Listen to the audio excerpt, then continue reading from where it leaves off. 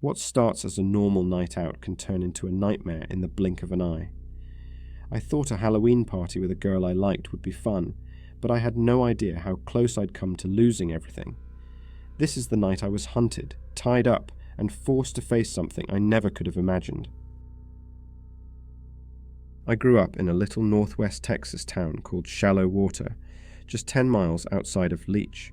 It wasn't much more than a cluster of houses, a school, a church, and a few stores sitting under the endless Texas sky. Life there was slow and predictable, which was both comforting and at times unbearably dull.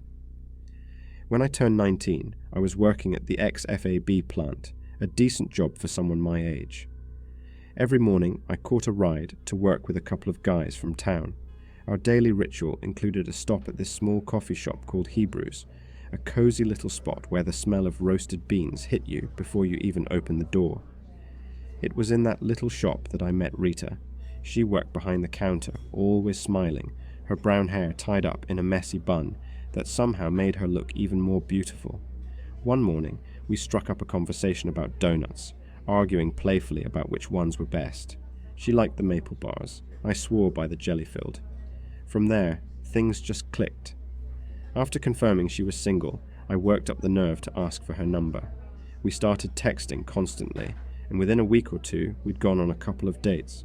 She was smart, funny, and had this spark about her that made everything feel lighter. By late October, with Halloween just around the corner, I asked if she had any plans. She said she and her friends were heading to a Halloween party near the country club, and that I could tag along if I wanted. I didn't even hesitate. My friends were probably just going to sit around playing PUBG anyway, and besides, I was crazy about this girl. So I threw together a Ghostface costume I'd used a couple of years back, cheap mask, black robe, the whole deal. When I showed up, Rita looked amazing, dressed as a pirate with a black hat and hoop earrings. I spent most of the night trying to show I wasn't some socially awkward factory worker. Her friends seemed to like me, and for a while it was shaping up to be one of those great easy nights you remember for years. That all changed when Rita went to the bathroom. She came back in a rush, pale and tense, whispering that her ex-boyfriend had shown up. Apparently, he worked oil rigs out in the Gulf and wasn't supposed to be anywhere near town, but plans must have changed. She told me I should probably leave, because if he found out who she was with, it wouldn't end well. Now, I wasn't the kind of guy who liked backing down, but I also wasn't about to throw hands with some oil rig bruiser. So I said goodbye, promised to text her later, and started heading down the long driveway toward the road. That's when I heard it, someone yelling behind me, "That's right! You get the hell out of here before I kick your ass." I turned just enough to see him, a big guy being held back by his buddies, his face red and twisted with anger. He kept shouting as I walked off, but I didn't respond. I figured I'd just walk back to Shallow Water. It'd take a couple hours, but I didn't care. The air was cold and crisp, and my mind was still half on Rita. Then, my phone buzzed. It was a text from her. "He's pissed. They got kicked out. He's looking for you." That was when my stomach dropped. They had a car. I was on foot. It was only a matter of time before they caught up. I'd lost the Ghostface mask at the party, but I was still wearing the black robe as I started jogging down the shoulder of the highway. I must have looked ridiculous, some Halloween reject running in the dark, but panic doesn't leave much room for dignity. Every time headlights appeared behind me, I glanced over my shoulder, whispering, "Please, not them." Car after car passed until finally one slowed down beside me. My heart nearly stopped, but instead of a truck full of drunk guys, it was an SUV. The passenger window rolled down, and a woman's voice called out, "Hey, you need a ride?" She looked like your typical suburban mom. Blonde hair, purple sweater, warm smile. I hesitated, but she seemed harmless enough. "Yeah," I said, trying to catch my breath. "That'd be amazing." She introduced herself as Deborah, said she was headed the same direction. Once I was in, she asked what I was doing out there in costume, running along the highway, so I told her everything. About the party, about Rita, her ex, the fight, the whole thing. Deborah laughed and shook her head. "That's what happens when you start dating," she said. "Should have found yourself a nice girl to settle down with." I laughed awkwardly, told her I wasn't exactly planning on marriage at 19. She chuckled again, like she'd expected that answer. The mood was light for a while as we talked, the hum of the tires on the road filling the quiet between questions. Then she took a turn off the highway. It was dark out there, no lights, just open fields and a dirt road stretching ahead. I asked if she was sure this was the right way, and she said she just had to stop at a friend's house first. Since she'd picked me up out of kindness, I didn't argue. Then she stopped the car. Everything went silent. I asked what was wrong, but she didn't answer. Instead, she reached into the door compartment and pulled out a gun. I froze.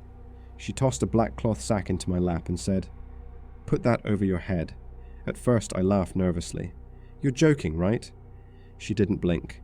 "Do it," she said, "or I shoot you and tell the cops you tried to hurt me." My hands were shaking so badly I could barely move. My mind was screaming, "This can't be real," but I did what she said. Once the sack was over my head, I felt the car start moving again. I tried to talk to her, to reason with her, but she just kept muttering things like, "Quiet, demon. I ain't got ears for your lies." She called me demon again and again, like she truly believed it. When we stopped, she ordered me out. I stumbled blindly, feeling the cold night air and rough dirt beneath my shoes. She kept the gun pressed to my back as she led me into a building. It smelled of hay and rot. My hands brushed against a metal pole before she tied them tight around it. When she finally pulled the hood off, I saw I was in a barn. She stared at me like I wasn't human. "You try anything, and I'll kill you right here," she said. Then she left. When she came back, she wasn't alone. A little girl, maybe 8 or 9, walked in beside her, eyes wide with confusion. Deborah still had the gun, and told her daughter that I was a demon, that if they prayed hard enough, I'd show my true face. I tried to plead with her, tried everything I could think of to convince her I wasn't who she thought I was, but the more I talked, the more she prayed. Her daughter joined in, whispering, then shouting, both of them crying out to God as I begged for my life. The sound was deafening. No one could hear us. When they finally stopped, Deborah told her daughter to look at me. "See?" she said. "See the demon?" The girl stared at me, just a terrified 19-year-old kid tied up, tears streaming down his face, and whispered, "I don't see a demon, Mommy." That stopped Deborah cold. She stared at me for a long time, her expression shifting from anger to confusion to guilt. Finally she whispered, "Mommy made a mistake." I jumped on that. Yes, just a mistake. Please, let me go." She led her daughter out, and for a long, endless time, I was alone in that barn, praying she wouldn't come back with something worse. When she did return, she was holding the gun and the sack again. She apologized, said she sometimes made mistakes while doing God's work, that she was sorry for the fear she'd caused. But if I told anyone, she'd have no choice but to finish the job I swore to her, swore to God, that I wouldn't say a word. She untied me, put the sack back on my head, and drove. When she finally took it off, I was standing on a dark stretch of road I didn't recognize.